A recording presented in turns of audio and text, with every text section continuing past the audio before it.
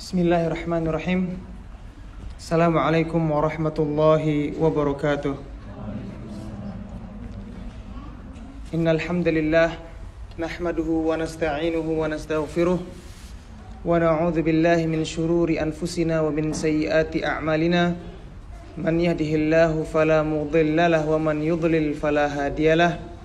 Wa asyhadu an la ilaha illallah wahdahu la syarikalah.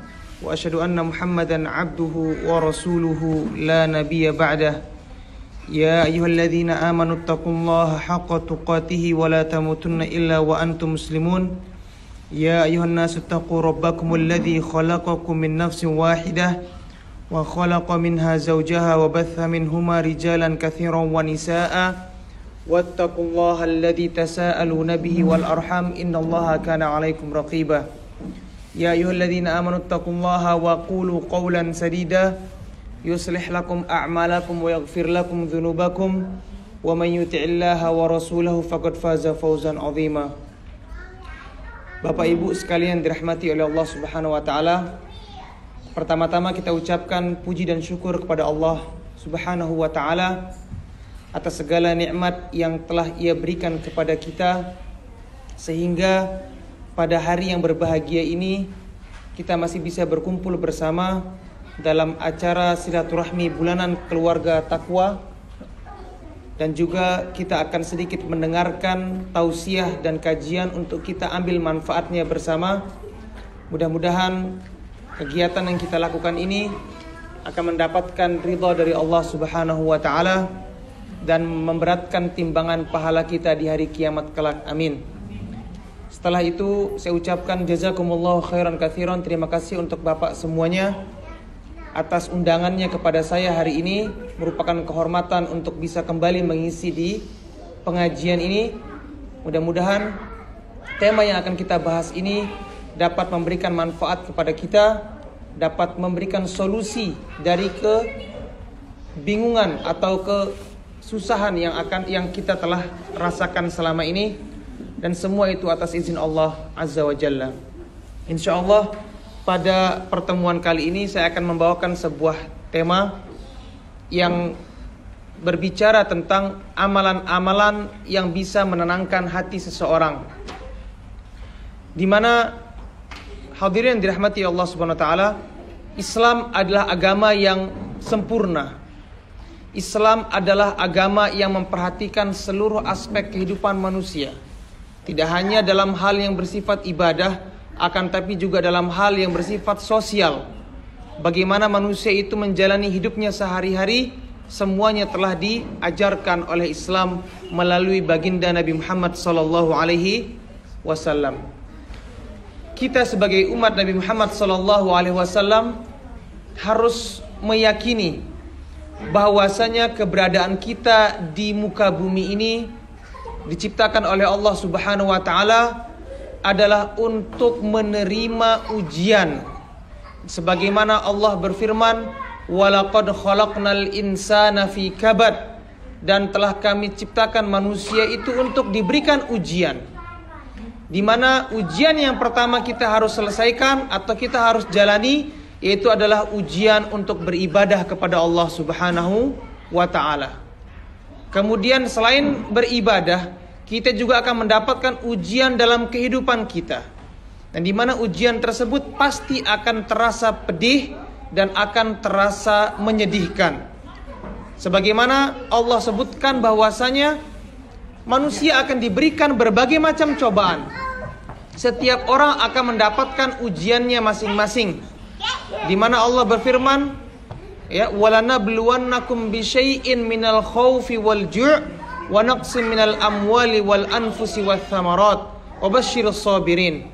Dan akan kami uji kalian dengan sedikit rasa takut, ya. Kemudian rasa lapar, kemudian kekurangan atau kehilangan, ya, harta benda, kehilangan sanak famili. Maka itu semua adalah merupakan ujian yang pasti akan diberikan oleh Allah Subhanahu wa taala kepada umat manusia. Setiap orang punya ujiannya masing-masing. Ada orang yang diberikan ujian dalam hal finansial, akan tapi Allah berikan dia kesehatan.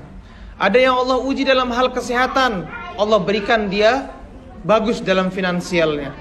Allah berikan dia ujian dalam hal anak.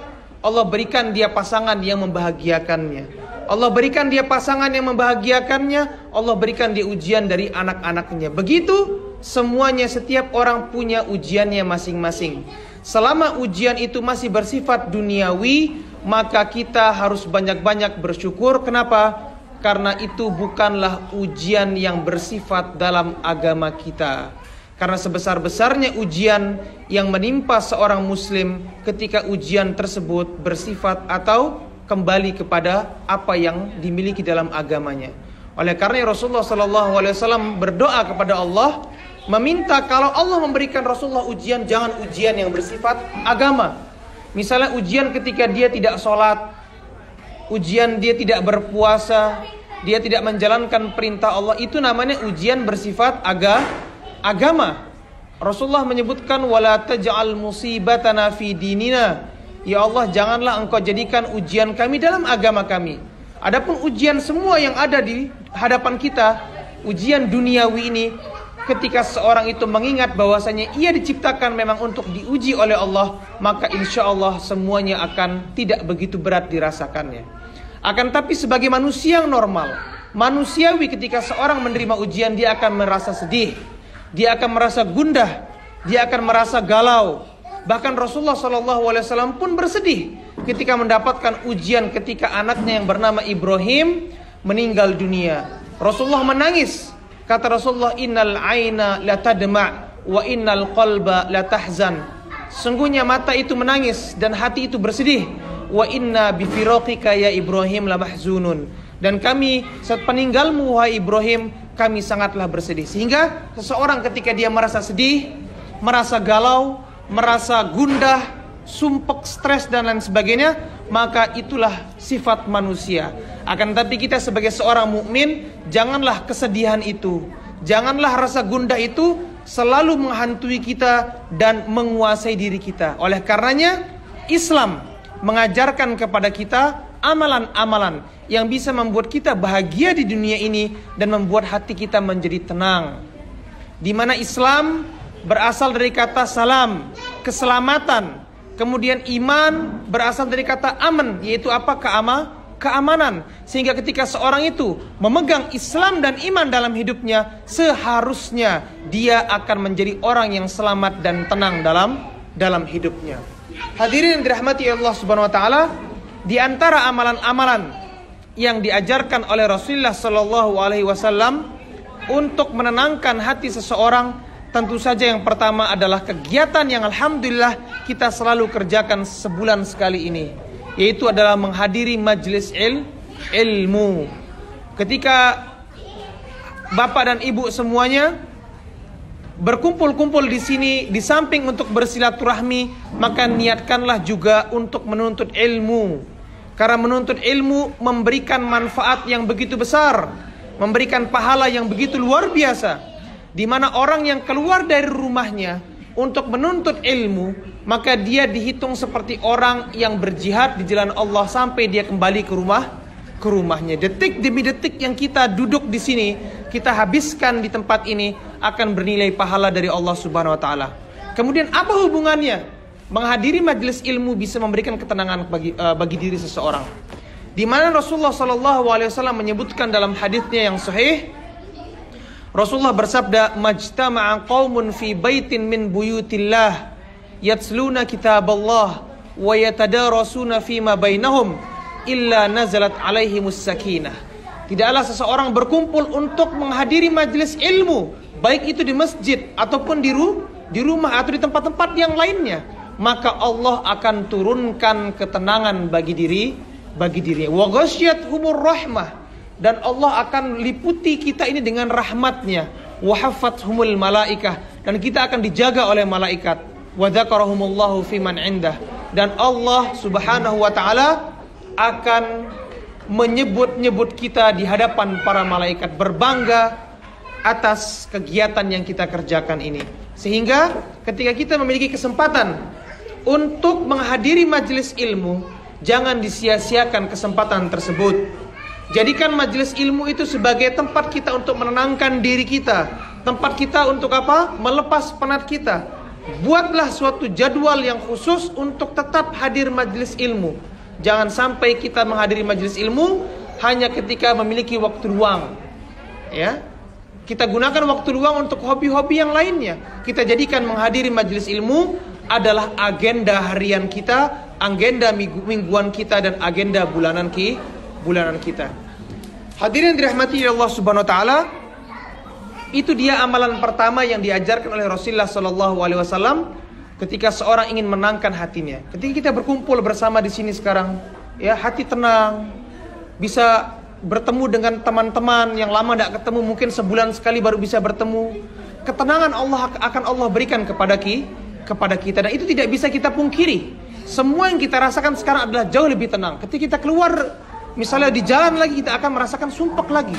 Tapi di sini Allah turunkan rasa tenang bagi diri kita. Kemudian amalan yang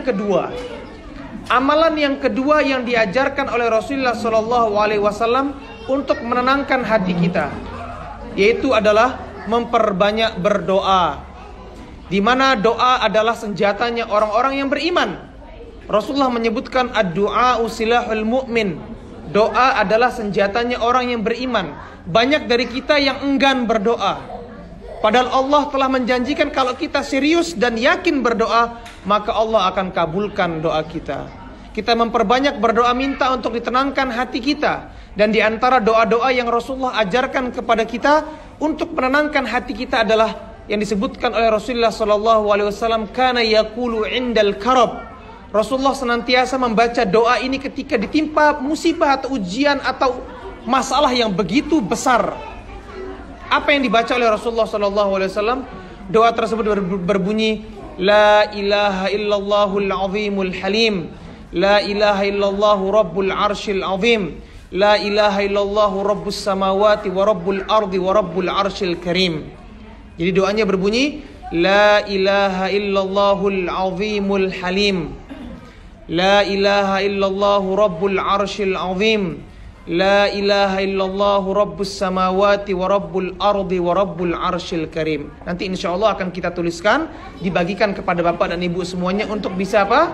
Dipraktekkan doanya, ya. Jadi Rasulullah senantiasa membaca doa itu. Dan Rasulullah adalah orang yang menerima wahyu langsung dari Allah. Sehingga ketika beliau membaca doa, tandanya doa itu langsung direkomendasikan oleh Allah Subhanahu wa ta'ala. Jadi doa itu sangat-sangat mujarab. Banyak dari kita yang tidak tahu doa ini. Iya apa tidak?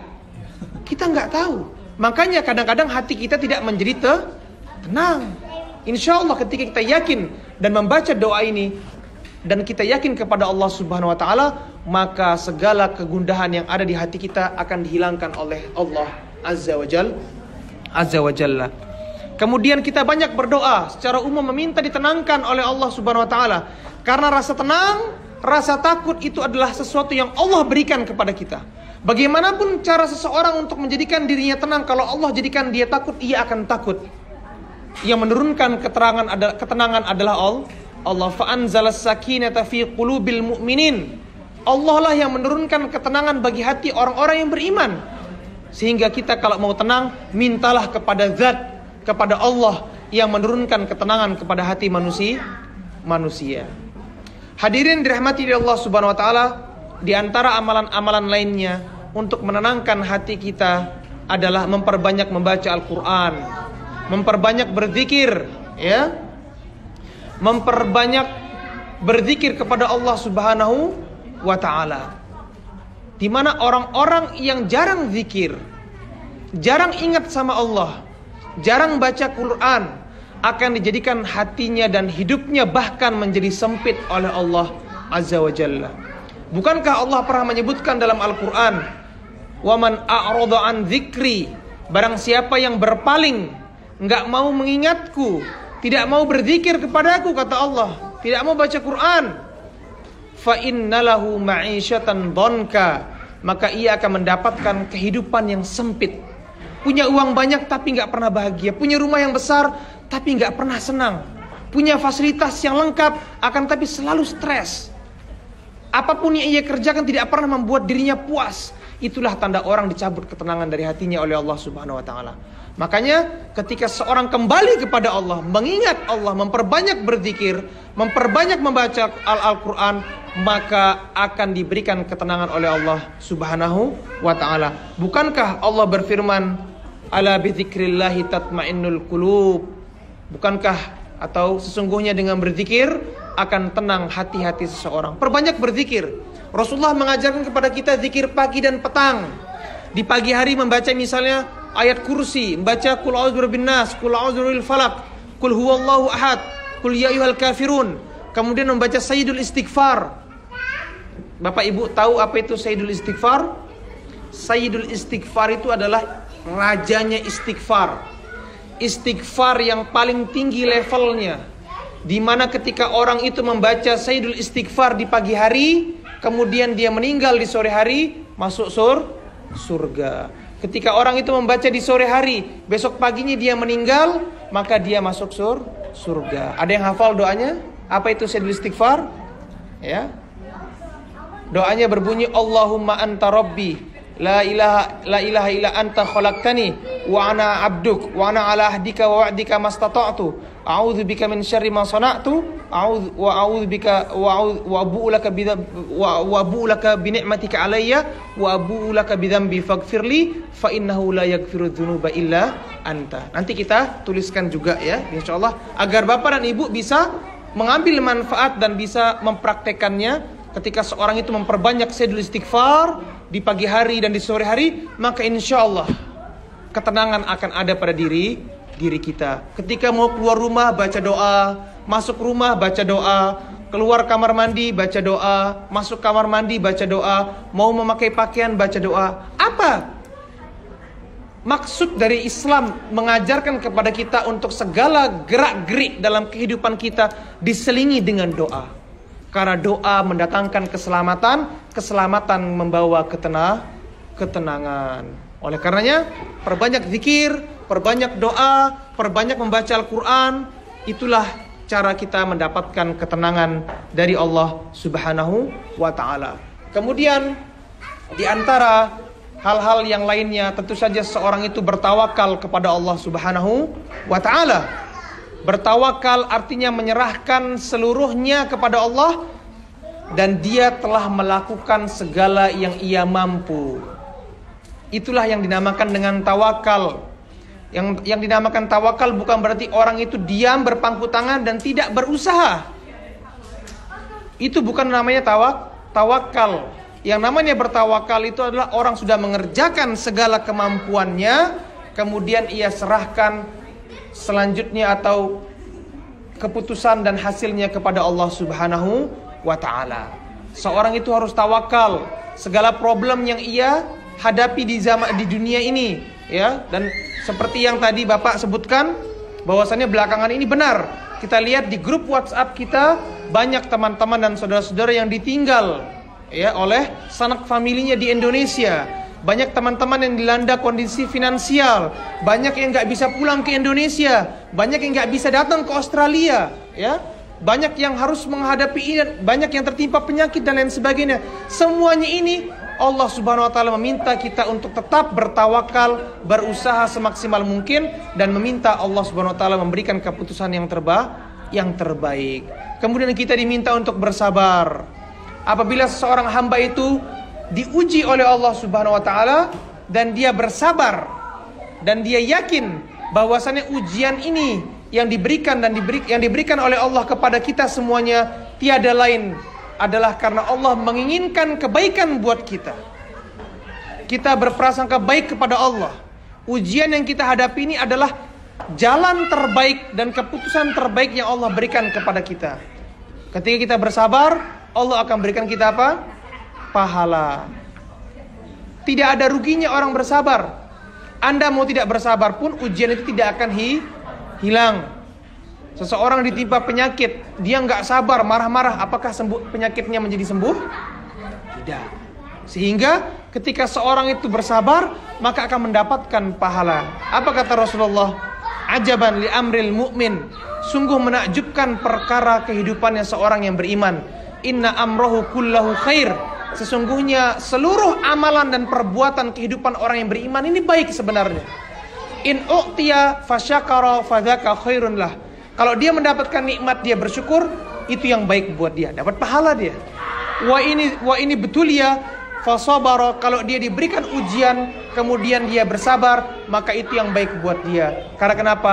Karena dia akan mendapatkan pahala. Semuanya baik. Makanya ketika kita sedang merasakan ujian ini, bersabar kepada Allah, bersabar, maka insya Allah Allah akan berikan ketenangan kepada kita. Dan yang terakhir, amalan yang harus kita lakukan untuk menenangkan hati kita adalah memperbanyak amal soleh, meningkatkan ketakwaan kita kepada Allah Subhanahu wa ta'ala, memperbanyak ibadah kita, karena sesungguhnya dosa dan maksiat itu akan membuat hati menjadi gundah. Bukankah Rasulullah menyebutkan dalam hadisnya tentang definisi dosa?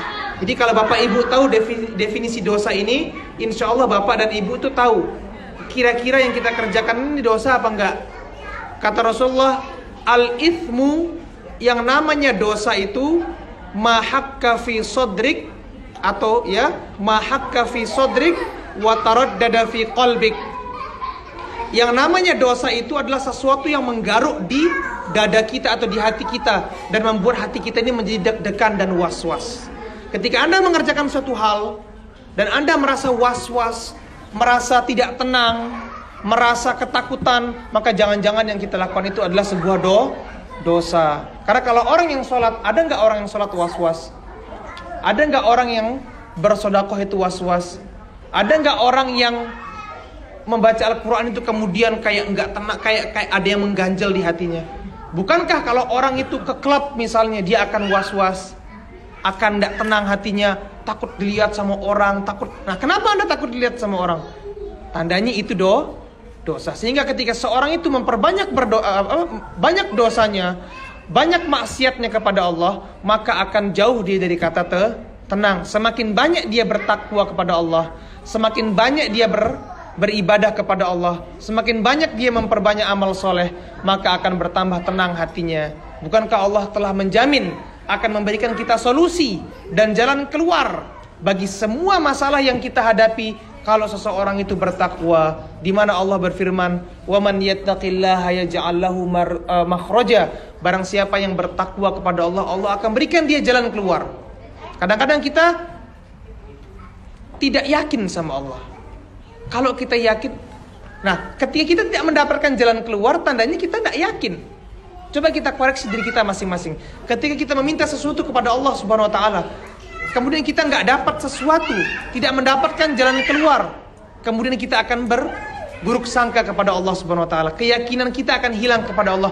Karena itulah Allah nggak jadi memberikan kita solusi yang kita minta tersebut. Di mana Rasulullah menyebutkan orang yang digagalkan doanya atau orang yang nggak akan dikabulkan doanya oleh Allah adalah orang yang yastajil, terlalu tergesa-gesa. Kata Rasulullah SAW, la yazalullahu yastajibu li'abdin ma lam yastajil. Allah pasti akan senantiasa mengabulkan doa seseorang selama dia nggak tergesa-gesa. Apa itu tergesa-gesa? Tergesa-gesa bukan berarti doanya cepet-cepet ya. Ya Allah berikanlah aku makanan. Bukan seperti itu. Yang namanya tergesa-gesa adalah ketika dia itu mengatakan inni da'autullah, inni da'autullah, inni da'autullah. Aku telah berdoa. Akan tapi kayaknya Allah nggak akan mengabulkan doaku. Itulah karena sebab keyakinannya itu Allah tidak jadi mengabulkan doanya. Ketika orang itu berdoa kepada Allah, kadang-kadang Allah itu menangguhkan pengkabulannya sampai waktu yang dikira pas oleh Allah Subhanahu wa ta'ala. Sehingga kita jangan pernah berhenti untuk berdoa. Minta terus kepada Allah Subhanahu wa ta'ala. Perbanyak amal soleh, Allah pasti akan berikan kita jalan keluar. Satu syaratnya, yakin kepada Allah Subhanahu wa ta'ala. Perbanyak istighfar. Ya, kita tambahkan lagi, perbanyak istighfar. Ucapkan astagfirullah, astagfirullah, astagfirullah. Insya Allah tidak susah. Astagfirullah, mau ditambah astagfirullahaladzim, mau ditambah lagi astagfirullahaladzim wa atubu ilaih. Kenapa kok kita baca istighfar? Bukankah kita pernah mendengar Allah berfirman, ya, istaghfiru rabbakum innahu kana ghaffara. Mintalah ampun kepada Rabb kalian, sungguhnya Dia Maha Pemberi ampunan. Yursilis samaa alaikum bidororo. Dengan sebab istighfar kita tuh Allah akan datangkan hujan yang membawa rahmat. Wa yumdidkum bi amwalin wa banin. Dan Allah akan berikan kalian anak. Allah akan berikan kalian tuh harta yang melimpah dengan sebab istighfar. Wa yaj'al lakum jannatin wa yaj'al lakum anhara. Allah akan berikan kalian taman dan sungai, ibarat gambaran dari kebahagiaan dan kesenangan kita yang ada di dunia ini.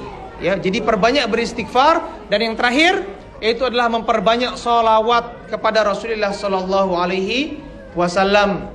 Sesungguhnya salawat ini, kalau kita tahu hadirin yang dirahmati Allah, salawat ini punya manfaat yang sangat luar biasa. Di samping orang yang bersalawat itu akan balik diselawatkan oleh Allah Subhanahu wa taala sebanyak 10 kali. Di mana Rasulullah menyebutkan, man shalla alayya salatan wahidan sallallahu alaihi biha ashran. Orang yang berselawat kepadaku 1 kali akan diselawatkan, didoakan oleh Allah sebanyak 10 kali. Orang yang memperbanyak selawat kepada Nabi Muhammad sallallahu alaihi wasallam, maka dia akan diberikan 2 manfaat.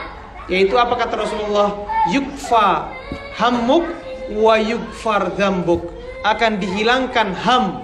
Ham itu kegundahan, stres, ya, kesulitan, problem. Perbanyak selawat, rasa gundah akan dihilangkan, ketenangan akan datang.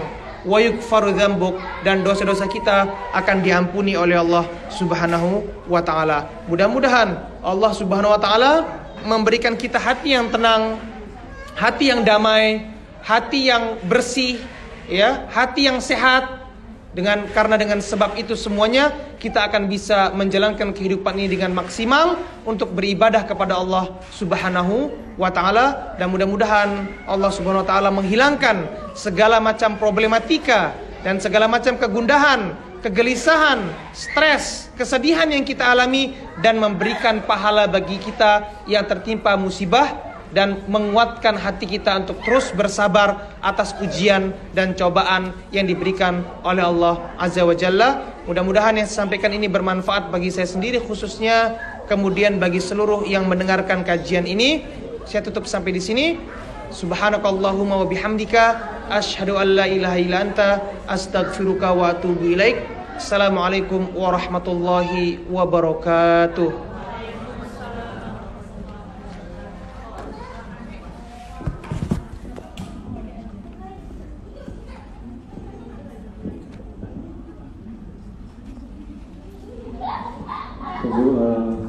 Masya Allah, ulasan yang sangat komprehensif. Saya ada catat beberapa poin-poin